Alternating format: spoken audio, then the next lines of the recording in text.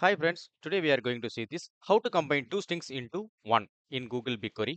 So select concat, concatenate, concat, we need to put big. Okay, we are going to combine big and query. Okay, big and query.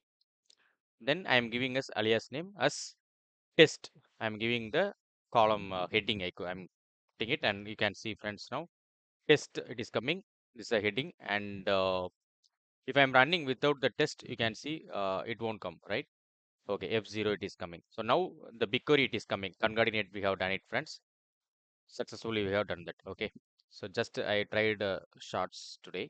So if I need a space in between, then we can put like this, friends. So you can also try it. So how to concatenate two strings uh, in BigQuery. Thank you so much. Thanks for watching. Bye bye.